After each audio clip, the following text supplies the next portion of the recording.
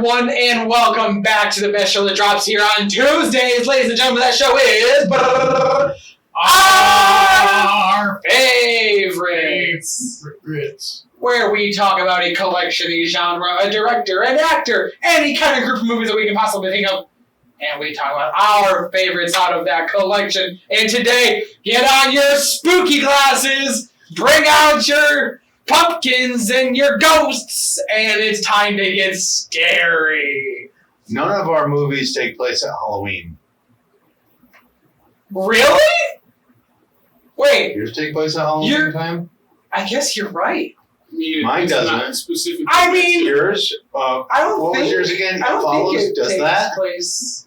Is it? And if it does, that's really weird for your pick. Yeah, I don't think it actually. Huh. Well, that's kind of interesting. Our topic today is horror movies that apparently don't take place during Halloween. Interesting.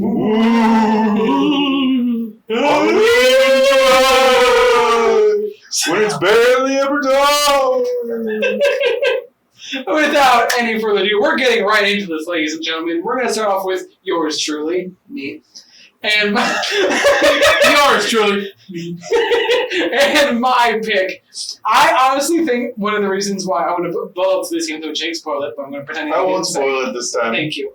I think one of the reasons why this is one of my actually it is my favorite horror movie of all time, is because it brings I love like classic 80s horror tropes that are like a little more silly than scary.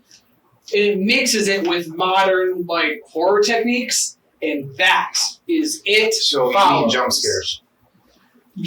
Not bad modern horror techniques, the good ones where you don't. Are there any good ones? Yes, there are. I will say. Ghostly women in dresses standing at the foot of your bed. I could have picked that for horror. That's a callback if you ever watched our favorite PTA movies, but that came out a while ago. 2 weeks ago? Who knows? Who knows? Times. We don't keep talking. We don't record all of these at one time. Absolutely not. I am offended by that assertion. But yes, my favorite horror movie is It Follows, aka The Walking STD, and it is terrifying, but a little silly at the same time. And that's why I think I love it so much. Is because really quick, have you two seen It Follows before? Really? I don't like horror. I don't think either one of us really like horror a lot. It's one of those genres, as they say, that it's very limited, but you can do a lot with it. Yes. But there's kind of it's like it's a box, and what's in the box can be very interesting, but a lot of it's crap. What's in the box? But there's a certain point where it's like this just doesn't ever really go outside the box. At least in my opinion, there are certainly great horror movies and plenty of like some of the greatest movies of all time are horror movies. Mm-hmm.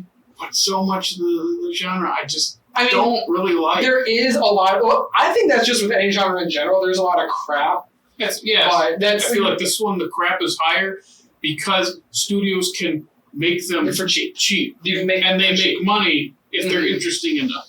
Like Happy Death Day I've never seen, but that's kind of a thing where it's cheap to make and it's an interesting idea because it's a take on Groundhog Day, right? Yes. So they're like, yeah, give that a couple $1 million to make and then I'm just throw it out and it I'm made trying a to good find somewhere to stream that because it looks ridiculous. And I want to It's see it.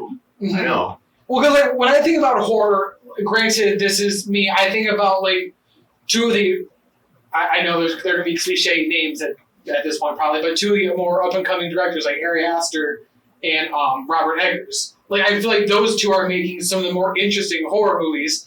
And which is funny because Robert Eggers' movie this year is not a horror movie. I know. And then Ari Aster's movie it's not a horror movie. It's a 3-hour musical. Really? I know Joaquin Phoenix is in it. It's just I think it's really long. I thought they said the first cut. Interesting. But and I think the next name when you should pay attention to that is David Robert Mitchell. Yes. David Mitchell? Yep. I nailed it. Okay. Under the Silver Lake. Because like I have not seen Under the Silver Lake yet, but I've heard it's really interesting. It's Andrew Garfield. But Andrew Garfield. But I love Jared's favorite. Yeah.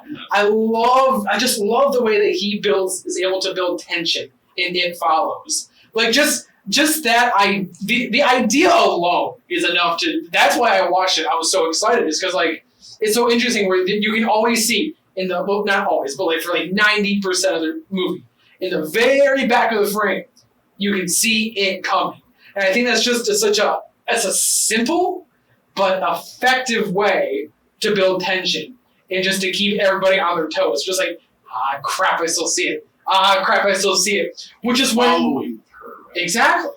There's a lot of things that are shocking. There's a movie this year that I don't know how to say her name. Micah Monroe. Maybe I think that's her name. There's a movie this year called Watcher, where someone is watching her. Some people, like all the reviews and comments, are like, "Man, she just can't catch a break from stalkers." That's really funny. But yeah, that's why I like that. Like I was saying, I think the way they shoot that builds tension, and especially when you can't see it, which I know that's a very famous, like what Hitchcock line I think is what the audience can't see and what's scary. Yeah, I'm paraphrasing obviously, but that's kind of what he said, and I think they use that perfectly in this movie. It's like the one scene that really stands out to me is just really just giving me the heebie-jeebies is when they're standing in front of a door with you cannot see behind the door. It's completely black and dark, and you know that it's coming. It's like what is it shaped like? It always changes its look. That's another thing that I really like about it is you never are 100% sure what it is until it gets closer to you, and you can start because like really quick before I get into this, it was shot in southeastern Michigan, very close to where I used to live when I was growing up, which is another reason that which I know for any of you that are actually near there know that they're full of crap. But anyway. That's another reason why I kind of latched onto it. But what I was going to say, the scene in the school, which they actually shot at the U of D Mercy campus, shout out to U of D Mercy, is really interesting because like you see just students walking, you're just like, you're not sure like what it is. Like you know it's probably there, but you don't know what kid it is until it gets closer to the camera. And you can actually see it following our main character a little more than just in the background. And that's what I like about it, because it can always change. It's always there until it's hidden. And it's just... Is it still there even if it's hidden? There's a tree. If a tree falls in the woods, does it make a sound? Yes. But yeah, that's the driving force as to why I really, really like this movie. I think it builds tension so well. It's always unsettling. And the ending is... It's a classic horror ending where it's bleak. And I don't want to... I know, right? No. No. Who would do that? But and so I also want to get into why I think it's one of the interesting ways you can watch this is seeing it silly. Is because, like, if you're in... It is? Yeah, because, like, if you're in there, like, it's all about a headspace to me. Like, if you're getting into this movie and you want to be scared, it will absolutely scare the living daylights out of you. If you get into this movie and you want to have a good time with it, it turns like one of its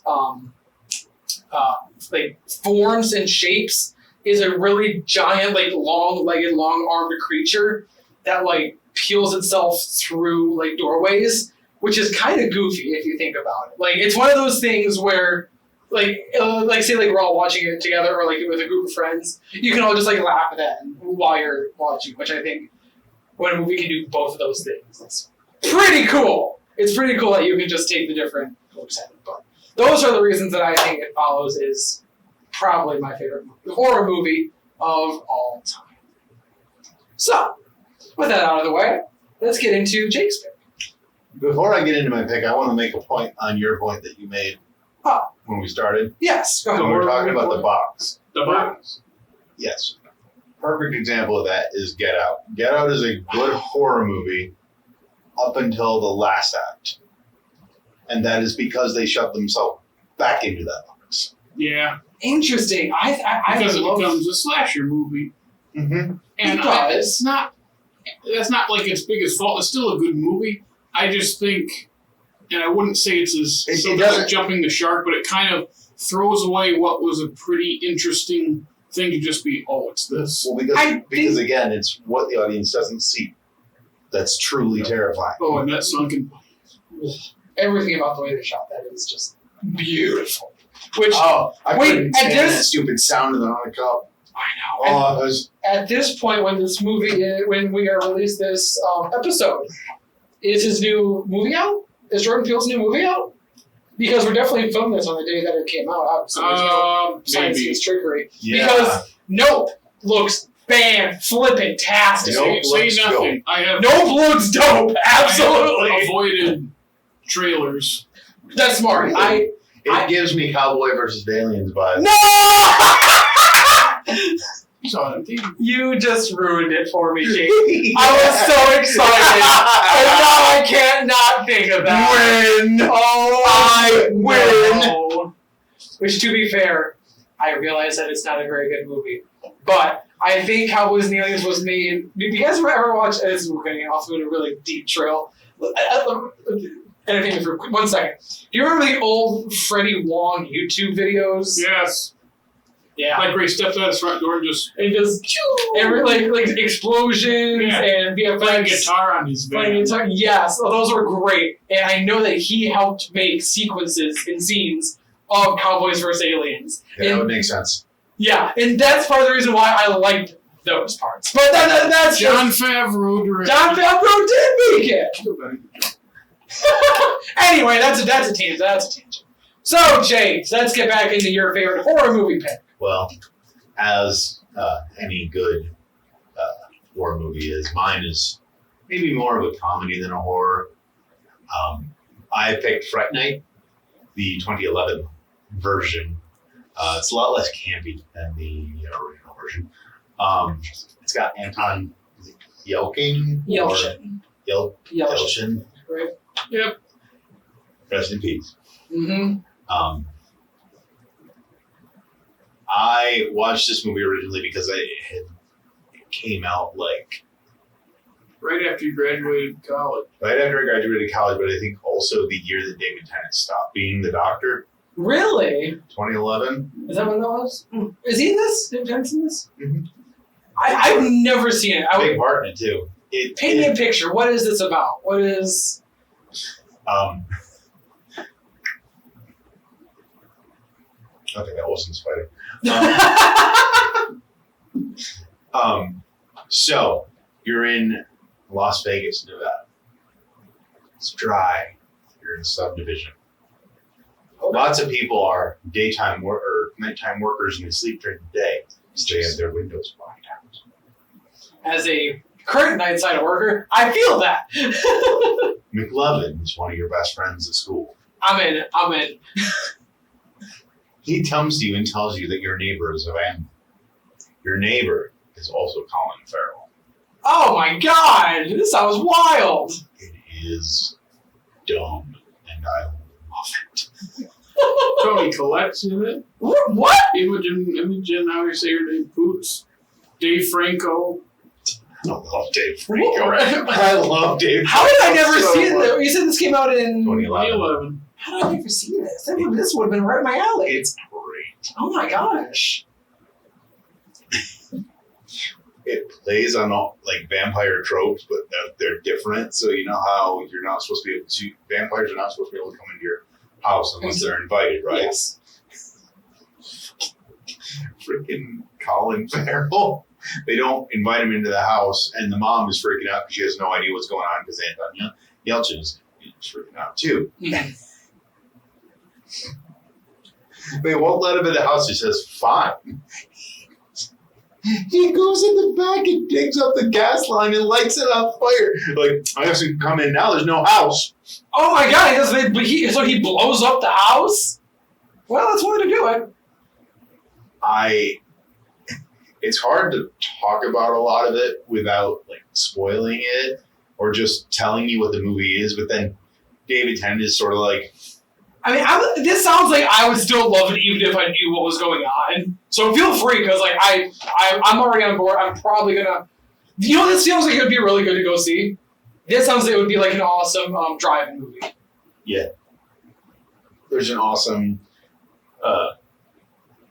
chase sequence. Colin Farrell's chasing them in a truck, and the camera is just doing that spin thing. Where it stops on each person for a little bit, and then it moves to the next one. Then Colin Farrell passes by, and it follows him. And then he jumps out of a moving truck and gets underneath the van because they run him over, of course, because as you do with vampires. Of course, again, how else would you kill it? And then his hands just come through the floor of the car, and he rips it into the ground, and it flips over, and So lots of over-the-top action. Oh gosh, yes, it's so wonderful. And then David Tennant and Tom Yelchin form a vampire hunting duo to rescue his girlfriend. Oh my god, I'm on board. It sounds like I need to watch this. Wonderful. Jared, have you seen this by chance? No, you haven't seen it. It was still when I was in that stage where I was kind of like, every new movie I could watch, I would watch it. Had no discernment as to, I think I'm going to like this. I don't think I'm going to like this. I think I'm going to like this. You just kind of jumped on everything. And then it's kind of halfway between that indie. It's like it's got that indie film sort of feel to it, but like popular horror sort of film to it too. It's like balance between Superbad and like. I'm not even joking. I wish I was joking because I don't like Superbad. You don't like Superbad? Oh my god! Oh no! I don't really even like McLovin that much. I don't. I like him in this movie, but I don't genuinely understand the appeal. That's fair. You said Superbad mixed with horror, and I'm like, oh, it kind of sounds like Zombieland, kind of. It is. It kind of sounds like Zombieland. Horror Zombieland? No, so you're after Zombieland. Zombieland's 2008, isn't it? I remember. I kind of remember when it came out. It was great when it came out. I still love it. It was sort of. 2 years after. Okay. It was sort of that vein. It is sort of that vein. It's a lot of fun watching David Tennant be a vampire. I mean, we got pretty close to him being a vampire in Harry Potter. Like, he was acting pretty creepy. He was. With the... He was... I had a bit of a bite. That's more of a snake, though. Smith? No wonder. It must just be a thing you get from being the doctor. Yeah, you bite each other. Yeah. So here's the really, really, really important question I have to ask you. Do the vampires sparkle? No. Ah! I play baseball to muse. If there's no baseball scene to Supermassive Black Hole, I don't even know if I want to watch it. Unabashedly, I love that scene. I truly do. I really do. Wait. Hold on. What scene? I jumped ship to Twilight. The first sparkle? The first sparkle vampire movie. The baseball scene. You remember the baseball scene? Oh, the baseball scene. I was thinking you were talking about the one where he's going to like reveal himself to, I think it's in New Moon, I think. He's going to reveal himself to the world. Up until that point, every girl had been flipping out about how hot Robert Pattinson is. If Robert Pattinson is hot. Well, not at that point. He steps out onto like the veranda thing, and then he takes off his shirt, and you watch it, and you go, "Oh, you hear that? That was the sound of 1,013-year-old girls screaming out in horror." Fainting. Did you ever? Well, I was going on to the whole tangent again. Did you ever see the movie Vampires Suck? Yes. No. It's the main so character bad. is the guy who voices Anakin in Clone Wars. Really? I didn't know that. I believe so. Is it Ken Jeong in that too? He probably is. He's the one that yells, "Eclipse!" Is it? Well, because you mentioned when Edward stepped out onto the thing, and in Vampire Suck, they do a really stupid joke with that. And they make him step out in the sun, and then all of a sudden he drops a coin and he bends over and he just shows the world his butt. It's so stupid. Vampires Suck sort of like a like an epic movie. It's epic, scary movie. Yeah. thing. disaster movie, superhero movie. But back to a slightly more serious movie, Fright Night. Do you have anything else you want to mention about your pick? Watch it for David Tennant alone. It's worth it. Anton Yelchin. I think you're going to mispronounce his name every time you say it. Because I've been saying that way for 10 years. Really quick, do you happen to know if it's on any streaming service? You can only rent or buy it on Amazon. Oh, I have tragic. I have it on Blu-ray, so. Okay, so anybody that wants to watch it, just comment, reach out to us. You're not going to get my Blu-ray. I can't even give Dickey a copy of Bell. Oh, that's all right. I'll give you that. Anyway, I have a funny horror movie story. Can I tell this story? What story are you referring to? My Omen story.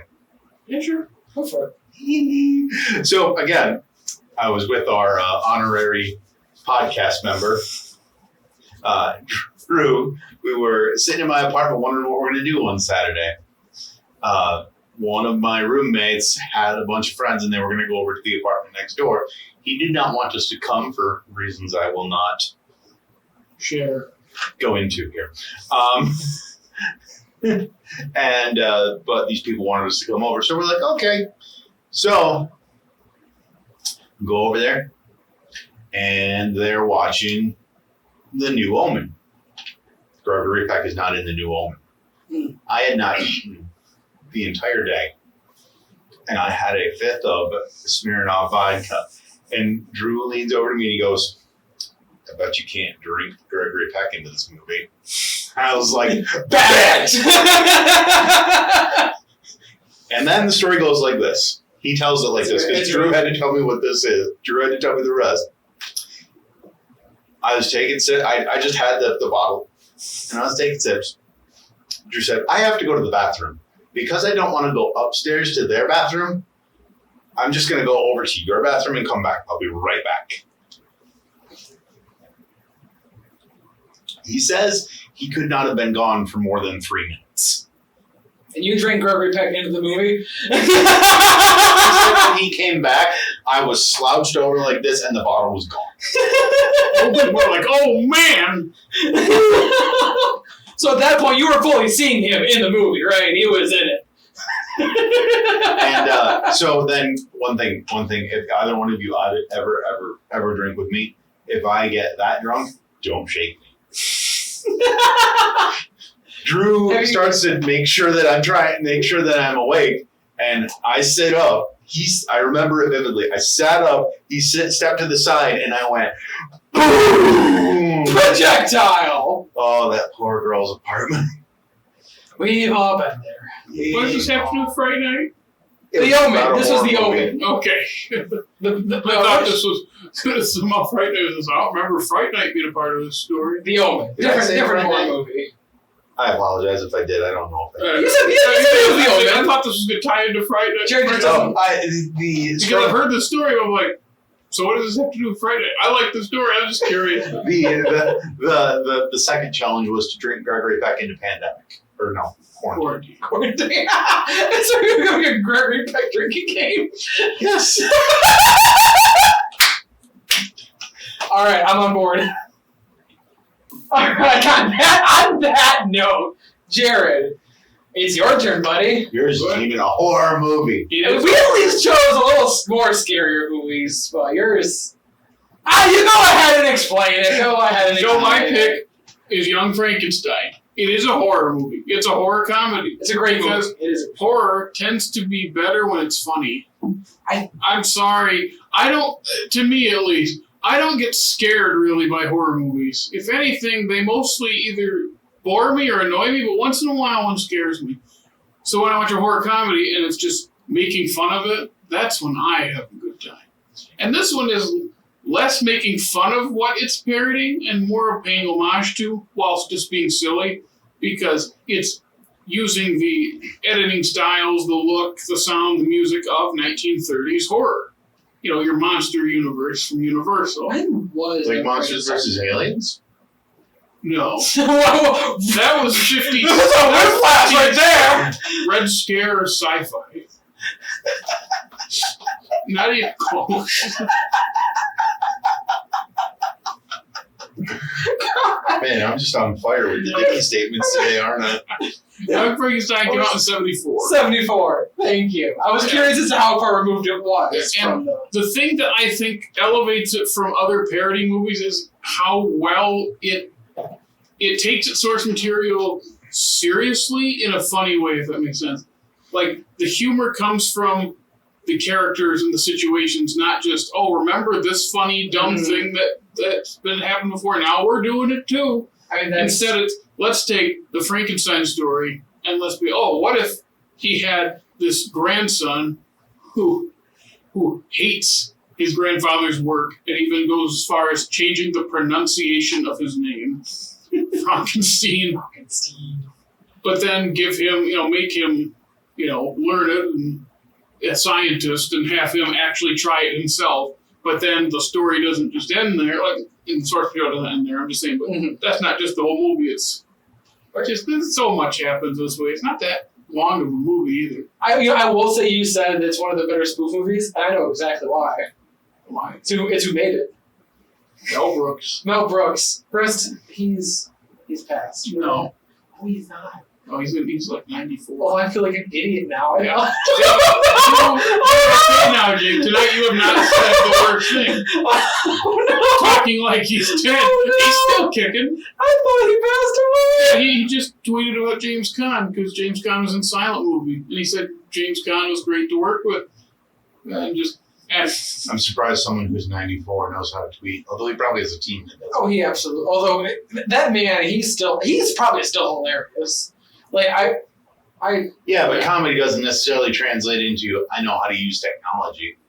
That's true, but if somebody probably maybe writes his, or actually physically types his tweets, but I feel like the majority of stuff is coming from his mind. Might be the only movie he directed that he's not in. I think he Really? provided a few sound effects, but he's not a character in the movie. Gene Wilder wrote it with him. Weird, I didn't know that. I think they got Gene Wilder. I think they got nominated for screenplay for this. Really? This is Oscar nominated? Yeah, I think it had 2 nominations. I don't remember what the other one was. It was like a film editing or sound or something like that. That's awesome. But Gene Wilder said, one condition though, because they said I've written this treatment for this funny movie about Victor Frankenstein's offspring, the grandson. But I'd like you to direct, but I don't want you in the movie because I think that would break the illusion. And he's like, yeah, okay. I think he makes a cat sound effect when they're playing darts and he's missing and just off screen he throws it here. I think that's one of the only times you can hear that it's him or something.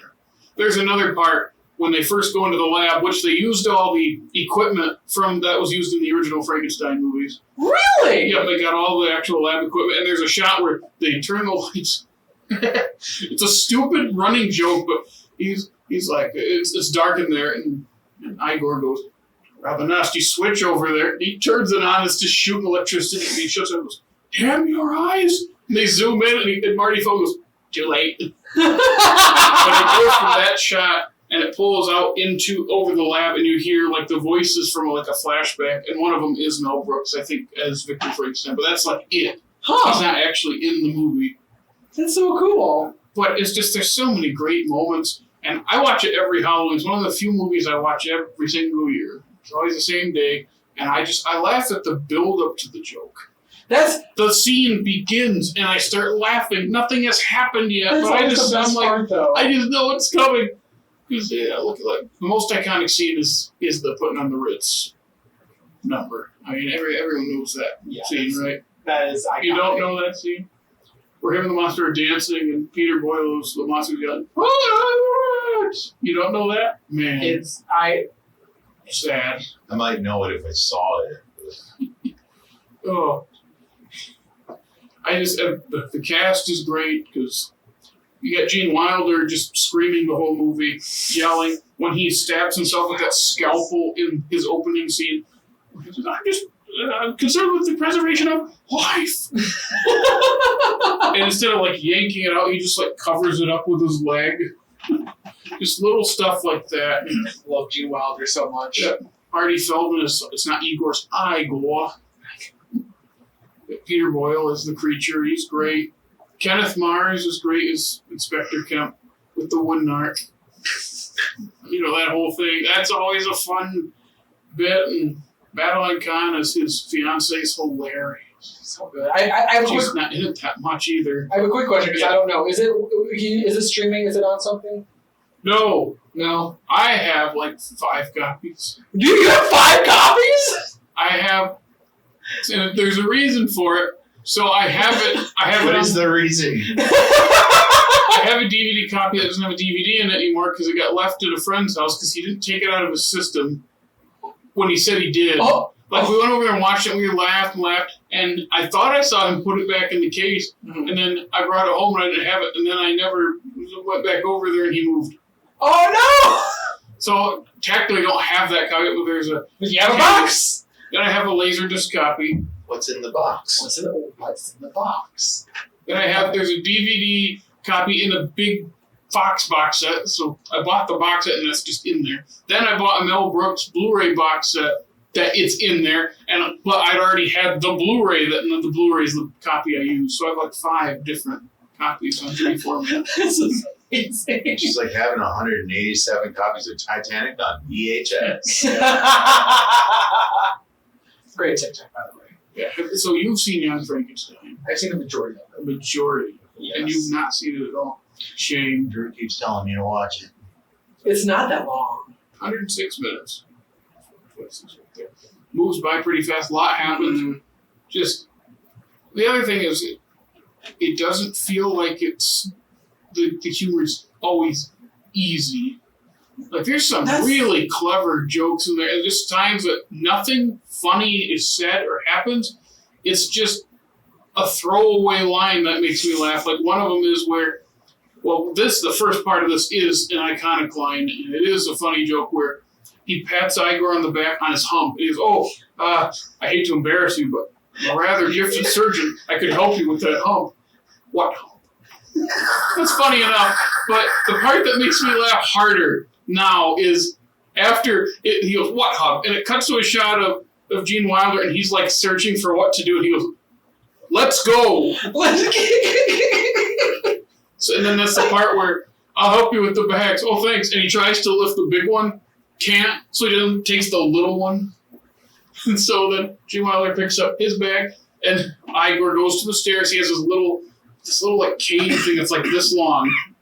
And he goes, walk this way. And he hobbles down the stairs, hands him the cave. Gene Wilder gets halfway, and then he goes, what am I doing? And it's funny, because as urban legend has it, Aerosmith was in the studio. They couldn't come up with what to write, so they went to see a movie. It was Young Frankenstein, and apparently that's how they got Walk This Way. That's the urban legend.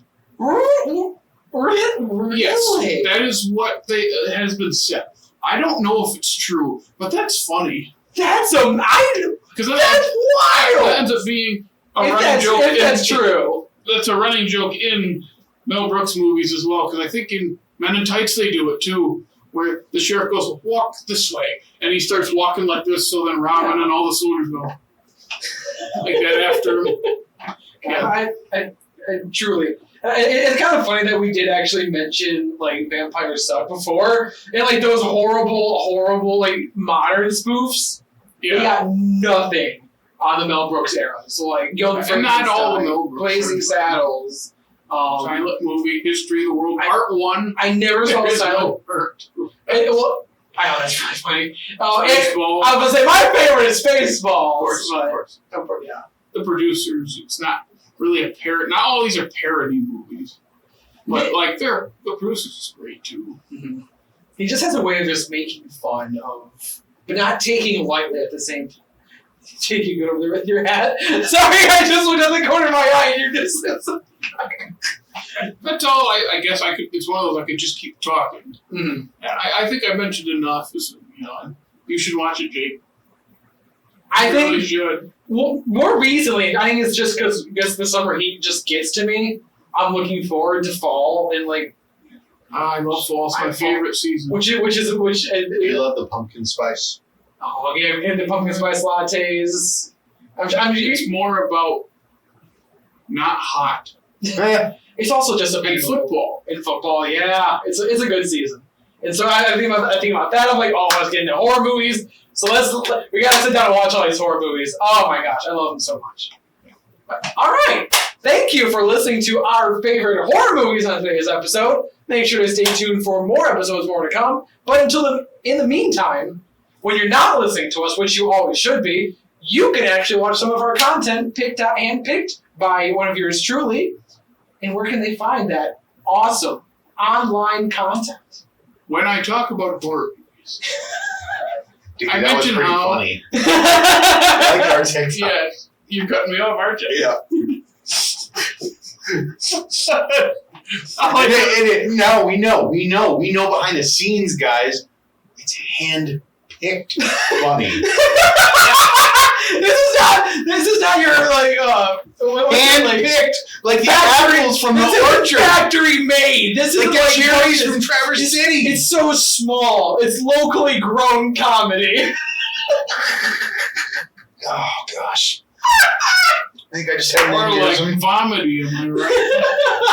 That was so bad. Other than our awesome TikTok, where else You can can they follow us on us? Facebook, Instagram, and Twitter, and then listen to us on Apple, Google Podcast, Stitcher, Spotify, and hey, right here on YouTube if you're watching. Like and subscribe and ring our bell. Absolutely. So thank you once again for listening to today's episode on our favorite horror movies. Stay tuned for more our favorites, for more bite-sized and maybe a couple of new things coming out.